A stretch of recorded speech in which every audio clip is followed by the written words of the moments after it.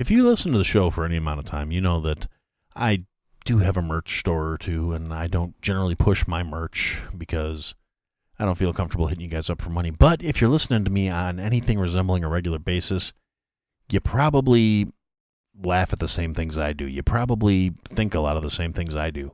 So why don't you go check out horribledesigns.com.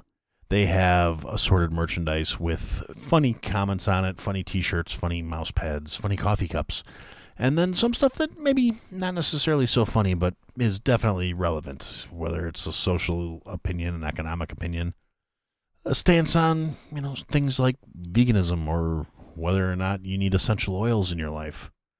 So, yeah, anyway, that's my little plug. I have some of their shirts. They're comfortable. They're cool. I like them. HorribleDesigns.com. Go check it out.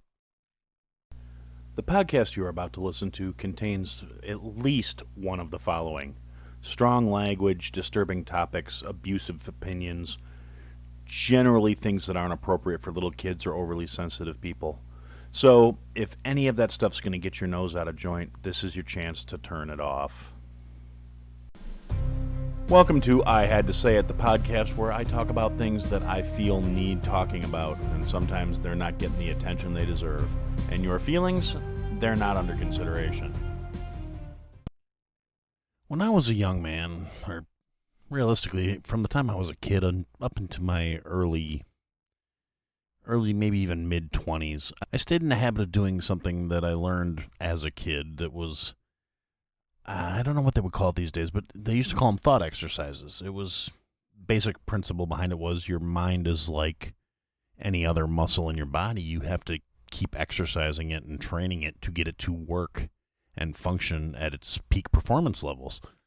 And not that I'm necessarily the most amazing, mentally sound person out there or anything like that, but I can kind of understand how it got left by the wayside. It was a lot more common when I was younger, and as curriculums changed, and realistically, let's face it, schools are not really designed to churn out critical thinkers, and thought exercises create critical thinkers, so it's no wonder that kind of thing was no longer taught. And maybe part of it is the way my mind is wired and the way I think about things. And so I would do these things. I would imagine scenarios and imagine how I would react to them and think my way through different situations and how I would respond to different things and how I would solve problems if they arose. And it's a good habit to get into, I think. It's something I need to get back into. But that's really not where I'm going with it. Like I said, it teaches you how to flex your mind, how to critically think. And critical thought is something that's really missing these days. It's really lacking in our society. And in spite of all the steps we've made forward in terms of like social acceptance and things like that, which I don't necessarily think are a bad thing, but when practiced in a way that makes sense, not in the ridiculously over-inclusive, every single fucking thing needs to be acknowledged and said it's okay, even when some of it's genuinely fucked up. Because people no longer think critically. People are so focused on, oh, well, I feel this way about that, and I feel that way about this. They've lost the capacity to think critically. And honestly, without getting too deep into the tinfoil hat theory, I've been mulling this over for the last few days. I guess it's kind of a new thought exercise that I've been participating in with myself, where I'm thinking about, why is it that people aren't taught to think critically anymore? Why is it people aren't taught to be critical and analytical? Why is such an emphasis being put on pushing emotional levels over common sense, over critical thought, over rational thought? And a lot of it, I think, is because people that are behaving emotionally are that much easier to control. It's real easy to get people worked up and get people all bent out of shape when they're told from, childhood, your feelings are the most important thing. You are valid because of this and because of that. Instead of, thinking critically about the situation, be emotional, and I'm not saying you shouldn't, I don't want to sound like I'm trying to be one of these guys that's like, oh, well, men hold in their emotions. No, I'm not talking about male or female or any anything else that you want to identify as. Because, like I've said before, I don't give a fuck what you identify as. It's irrelevant to me. You're a good person or you're a piece of shit. But part of being a good person is you have to be able to think logically and critically. I've been coming across way too much shit these days where there's no logic behind it. There's no critical thought. There's no rationality behind it. And it's really kind of sad. And it got me thinking about something that I really haven't thought about since I was probably in my, let's say, mid-20s, towards the tail end of when I would deliberately sit down and have these sessions with myself where I would try and put together a scenario and then imagine how I would deal with it. And there used to be, worksheets and shit that you could come across that would help guide this or give you a scenario to work through. And I'm sure there's probably still something similar out there somewhere, but you're going to have to really look to find it. And you might have to go to some sketchy places that are going to get you put on a watch list because, like I said, I really don't think the powers that be want critical thinkers roaming free in the world. For all the progress we've made as a species and as a society, that's one thing that really got lost along the way, and it's a fucking shame, is just the exercise of thinking and for the sake of bettering your thought processes. Nobody wants to sit down and analyze things. I mean, I shouldn't say nobody, but it's a very small minority at this point. And there was a time when, people that were over, I think, like the whole stigma that used to be attached to being a nerd and got reoriented where, now nerd culture is mainstream and comic books are mainstream and all these other things. And things but they're being utilized more to suppress thought at this point. When all these things that were bastions of the independent thinkers, bastions of the creative minds, are now mainstreamed and controlled and being held to the standards that the mainstream wants to maintain. And that comes in terms of being overly PC on certain things and in pushing agendas and pushing wokeness, which is just shoved down every facet of every fucking thing that exists at this point. And I've said it before, I'll say it again. Wokeness is not a good thing. I mean, there's nothing wrong with being cognizant. And being woke used to mean an entirely different thing than it means now. It used to be people would say you were woke if you were one of the conspiracy theorists, if you were one of the people that saw the fucking manipulation that was supposedly being done.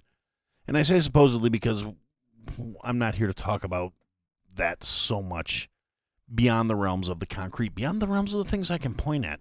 And so to get back to what I was saying, 20 years ago at this point almost, I was thinking about something one day, and realistically, it's one of those things like, if I were running shit, how would I keep that control? How would I keep that position? And it's all basically what's being done at this point. You get them young, you teach them when they're impressionable. You tell them that this is right and this is how they should believe and this is how they should feel. And anybody that disagrees with that is a personal attack. It's an attack on you personally if someone doesn't agree with you. I'm not saying it's a good thing. I'm not saying that's what's right. I'm not saying that's how the world should be. But if I wanted to maintain control over a population and, keeping a small select group of the elites, the ones that were my inner cadre of people that were going to be overseeing the steering of the world, that's the first thing you do is you get kids and you start telling them, this is how it is. And I'm not the first person to see this either. I mean, a lot of the stuff I read when I was a kid and a teenager and a young adult, I love books. I love to read. It's one of those things. Like I said, I used to sit around and imagine scenarios just to work my way through them. I think part of that stems from the fact that I loved reading books. But a lot of the books I read touched on a lot of these things, and it's not a huge leap to go from somebody wrote this book as a warning that this shit is going to happen to, oh, look, this shit is happening and it's being applied, and they told us, and like 1984 is a prime example. Everybody and their fucking mother points to that book and goes, oh, this is what's going on, and da-da-da-da. That's what's been going on for the last 40 fucking years. And the fact that they're letting you see it at this point just means we've reached the stage where they don't care if you know anymore. Because it's ingrained in enough people. There's an entire generation that has basically been told you don't have to be critical and facts don't matter. And they're coming out and they're there. And it's ridiculous. And coming in on the tail end of Gen X like I am, it's, yeah, we're kind of the overlooked generation here. And we're not, the problem is we're still here. We're still young enough to be vocal. We're still young enough to push back. And the powers that be should have waited till we were a little fucking more aged, a little more weathered, a little more inclined to just go quietly into the good night. But that's neither here nor there either. The way my thoughts are going on this is going back to that critical exercise, critical thought exercise I put myself through all those years ago. Yeah, so I got to the point of what were the steps I would take to undermine the mass populace, to make sure that the few stayed in control and the many were there for support structures. And then once I got to that point and I figured out all the things I would do if I were trying to keep people under my thumb and doing what I wanted and making sure I had my best life, then to me, the next logical step, the next rational step in that thought process is what would I do to push back against those things? And it's not like I'm some, masterful tactician. I'm not some military genius. I'm not talking about that kind of pushback. What can you do to insulate your own mind against this manipulation? How can you make sure that the people you care about aren't impacted by this as much as the rest of the world? And there's a tipping point. There's a balance on the scale. And there's a lot of people in this country now that are fucking just fed up with the way things are. And the pushback's going to start coming. And honestly, I really don't. I don't know how it's going to go down. I know how I would handle it if I were going to try and resist or push back. And I know because, like I said, I've been thinking about this shit for 25 years. I know exactly what I think needs to be done. I know exactly what I think would be effective. Doesn't mean I think it's going to happen. It'd be one of those interesting kind of things to say, yeah, I was right. I saw it playing out almost exactly like this. And there was a time when I sat there and I thought about, like, why not? There's a lot of people out there that are saying the world's going to hell. It's been going to hell for a long time. The government has been steadily increasing its boundaries and growing itself and conditioning the general population to just assume that's the way it has to be. And there are so many people that are out there that lack the ability to think critically, that lack the ability to do anything more than regurgitate what's told to them by the head in the box, by the voice on the screen, by Big Brother literally telling. I mean, the media it's been proven at this point, the media collusion with the government. So there was a time when, like, news reporters were watchdogs. They were there for the people. They were bringing facts to the people. But even going back, a certain amount of time, be outside of like pirate radio stations and ham radio operators that were sitting out there spreading alternative options and alternative information, the media generally was, at least to a certain extent, it was neutral. I mean, there was always government involvement and, pressure to tell certain stories certain ways. But they would present enough facts that the general population, being equipped to think critically and analytically, could make their own deductions and to do what they needed to do to be a little bit more functional, a little more independent.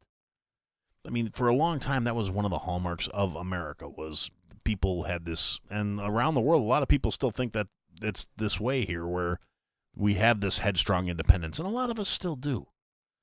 But it's gradually being worn away and eroded, and the government is this bloated bureaucratic mess, which is never an enduring thing. If you look back at history, and again, that's one of those critical thought things that people aren't encouraged to do anymore. History, bad things happen. They hurt our feelings, so we can't talk about them anymore. which is exactly why they're fucking happening again, just with different players filling the same roles. There are elites, there are people being oppressed, there are the general population that, go out and toil and work and to keep these worthless parasitic cocksuckers out there in their life, in their lifestyle. There are, like I said, there are things that could be done. You see reports of it, but you don't even see the reports so much anymore unless you're actually looking for them. You get all these people that are being labeled by the mainstream media as radicals and extremists. And there are extremists out there, and there are radicals out there. The problem is, being a radical it isn't necessarily a bad thing. Radical just means different from the accepted norm. Now, extremist can be more problematic. I don't really think extremism in any respect is a good thing, but there is a lot to be said for radical thought processes. That's how you make steps forward. That's how you evolve. That's how you grow. You don't grow by just staying in your lane. If you stay in your lane, all you do is you keep wearing that lane down, and it becomes a ditch, and then it becomes a trench, and then it becomes the hole they bury you in. You got to think. You got to grow. You got to be critical. You have to look at the past and apply those lessons to the present. It's the best way to affect a decent future.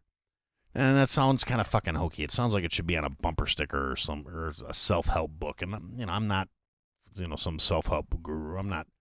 I have a lot of thoughts on how people could be better for themselves, for their families, for other people. And that's based on what I had to do to be better for my family and the people I cared about. One thing you got to do, though, is you have to engage critical thought. You have to start flexing your mental muscles. That means get outside of your comfort zone. Stop regurgitating shit that goes along with what you already believe and start looking for opposing views. Start looking critically at facts, not feelings, not how something makes you feel about the world, but actual hard data. And the longer you wait, the harder it's going to be, because it's being stifled. It's being silenced. That's one of the reasons why so many people were having an absolute shit fit that Elon Musk decided he's going to try and take over Twitter. Twitter is a social media platform. It's not the real fucking world.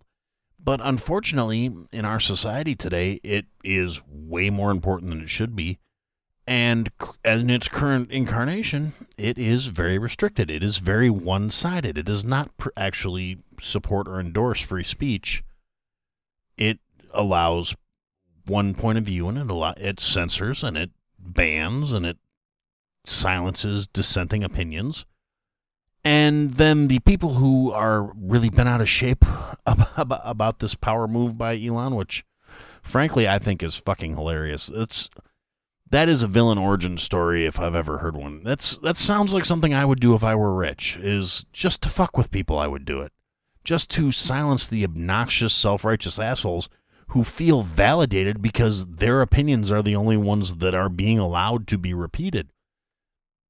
That is not a good thing. And the same people who are saying that he's out of line and he shouldn't be allowed to do this were perfectly fine with Jeff Bezos buying a fucking newspaper.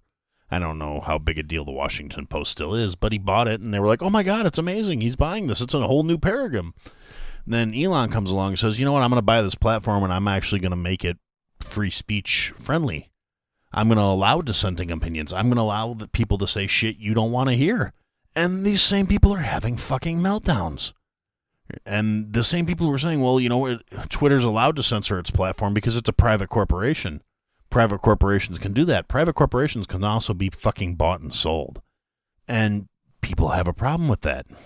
The same people said, well, if you don't like it, build your own platform. This motherfucker said, why should I build it when I can afford to buy it? And that's what he's doing. Good on him.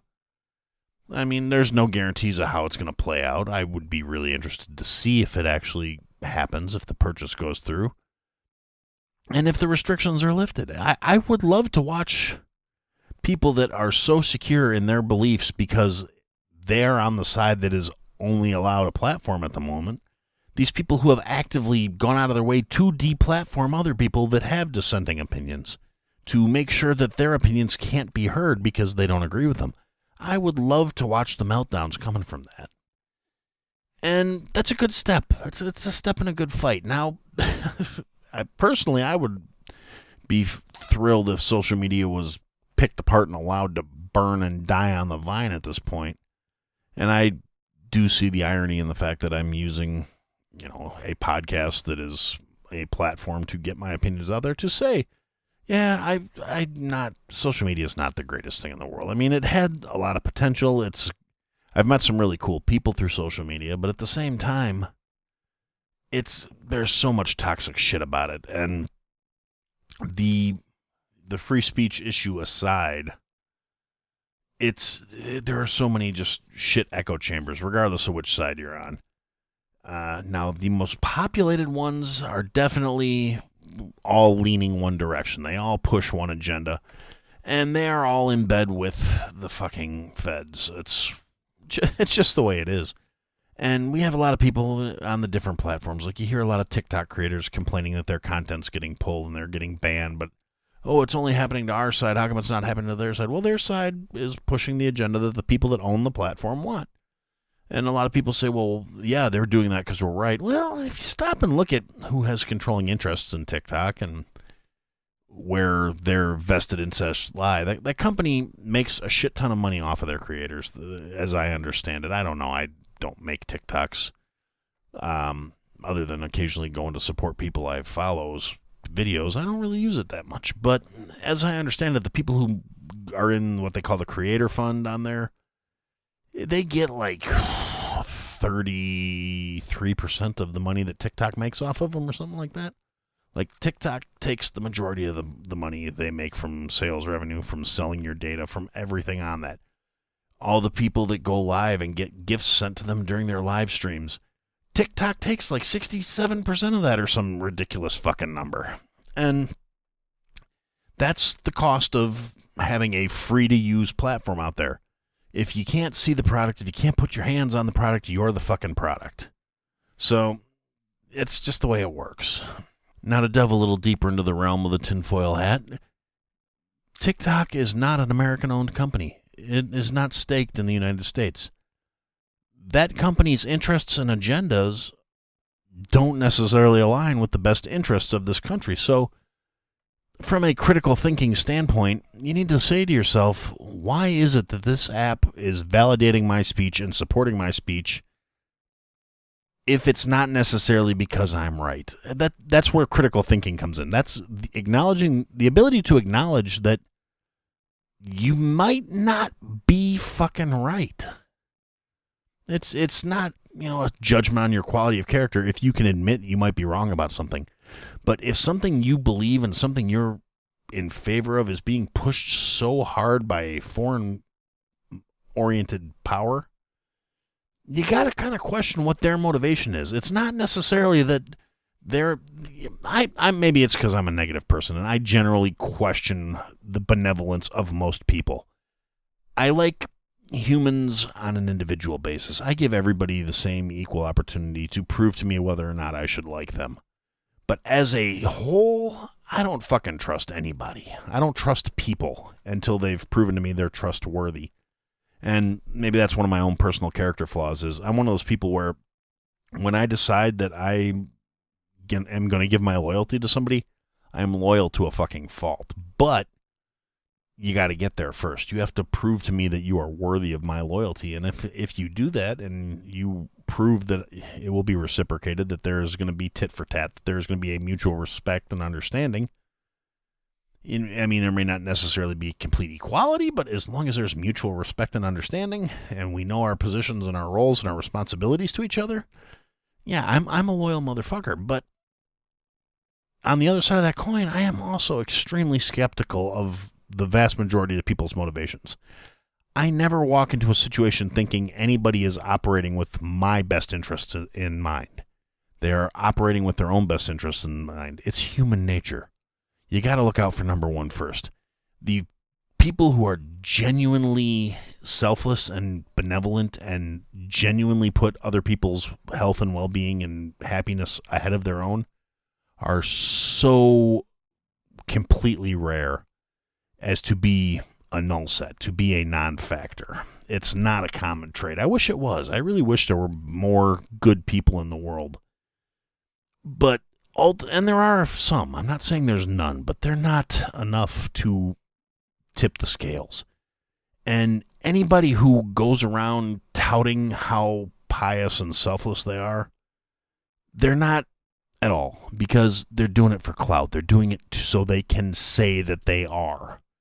That's still their motivation. It's you have to look at motivations in terms of critical thought. You have to look at the why behind things. You can't just accept shit at face value, because if you're accepting everything at face value and your thought processes are that simplistic, no matter how much you think you're right and you're above board, you're being manipulated. You're easy to push around. It's real easy to take somebody who wears their values and their heart on their sleeve and their emotions on their fucking collar. It's real easy to rile somebody like that up and point them in the direction you want. It's the slow to act. The critical thinkers are the ones that are in a better position. They're the harder to manipulate, because they're going to look beyond the surface shit. And that's what we need to get back to if we want to advance as a species, if we want to become better, if we want everyone's lives to get better. We need to start embracing critical thought again. We need to start saying, okay, this is what's going to happen, and more importantly, this is why this is happening. Not because it makes me feel good, not because I feel that this is the right thing, but the actual driving factors, the actual results, the actual facts in the situation. It's like, you may say, okay, I feel this way about this person, so that applies to everybody that is in that situation. No, that is a logical fallacy. It's like anybody, and I'm going to probably piss a few people off here, but hey, fuck it. You don't like it, start your own podcast, and we can start a podcast war. We can start a flame war. You'll probably get more followers because you'll be touting more popular mainstream thoughts than I will. And I'll be sitting here telling you can go take a flying fuck. But realistically, if you don't like me, I don't fucking care. I will never be a person who says all blank are blank, ever. And you can't make blanket statements about every person based on one or two shitty little feelings you might have where you got butthurt. You can't say, all, and I know way too many people that do this. I know guys that are like, all women are bitches and gold diggers, blah, blah, blah, blah, blah. No, you had bad experiences. You make poor choices. You think with your dick, or you think with your hooch, whatever, depending on your male, female, non-binary. I don't give a fuck. If you're thinking with your preferred sexual parts, your naughty bits are making your decisions for you, you're going to make bad fucking decisions. It's just the way it is.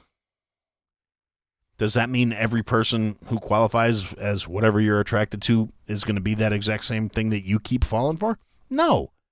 The empirical evidence shows that you make bad choices and bad decisions. That doesn't mean all of X, Y, or Z is bad.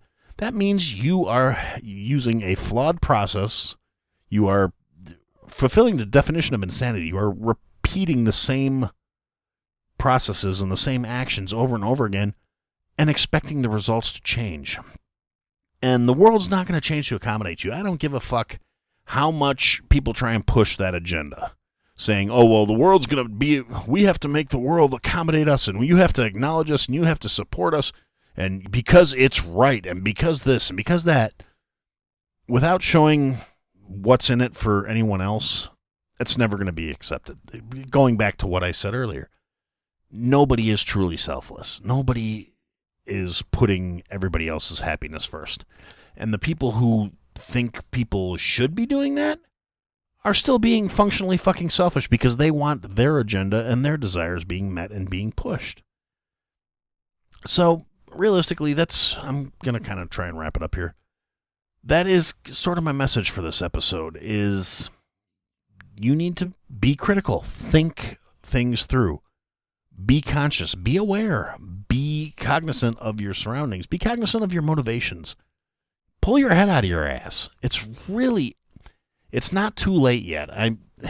The cautious optimistic part of me says it's not too fucking late yet.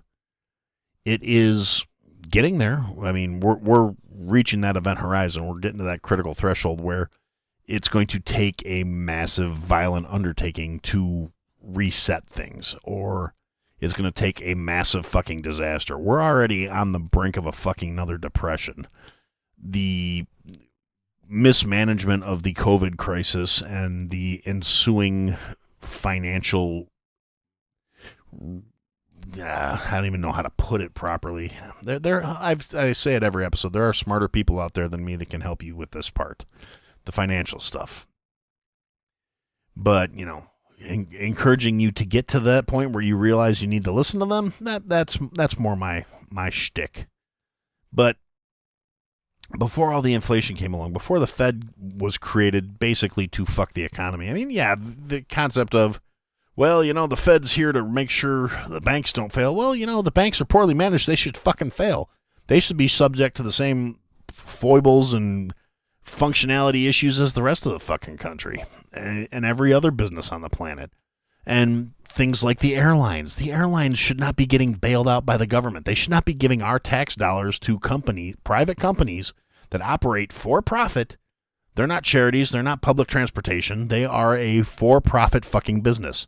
If they cannot operate in a manner which would allow them to turn a profit and to stay functional and stay operational, they should be allowed to fucking fail.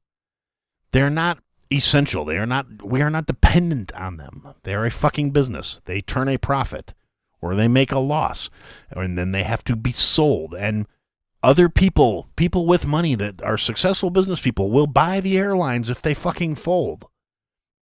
It's not like they're just going to let the plane sit there and fucking rot. Somebody else is going to see a need and fill a need. That's how this works. That's how free market enterprise works.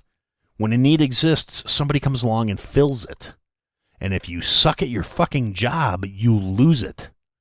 The government should not be intervening and bailing these assholes out. The company should be allowed to fold and fail, and then somebody that's better at it will come along and do it right. So you got to get there, though. So that's my recommendation. I'm talking in circles. It's go out. Ask yourself some critical thought questions. Ask yourself uncomfortable fucking questions. What would I do if? Make yourself sad. Make yourself angry. Don't be afraid of your fucking emotions. Don't worry about, my feelings might get hurt if I think this way or if I put myself in this position. Yeah, good. Maybe you'll grow a little bit. Maybe you'll become a better human being. Maybe you'll turn into a fucking adult. Yeah, so actually, if you're listening to me, probably none of that applies to you. And if you made it this far in the episode, you're probably somebody that listens all the way through on a regular basis. So thank you for listening. And I'm willing to bet you probably agree with me. If this is your first time listening to the show and you made it this far, good on you. Tell a friend, tell an enemy, tell somebody you don't fucking like. Spread the word, all right? We need to get the world back on track. We should be better than we are. But no, people, want to have their feelings spared and they want to be validated without doing anything to fucking deserve it. They want to be told they're special when, they're just like every fucking buddy else. Because that emotional trigger, that dopamine hit is more important than, logic or common sense.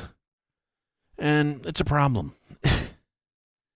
And realistically, if you want to, I'm thinking about setting up, I've been horribly remiss in the whole newsletter thing because I've figured out I suck at newsletter writing. I can't write a newsletter. I'm terrible at it. I was hoping I could get some contribution type shit going on and some people writing along with it, but it's not my thing. I can't do it.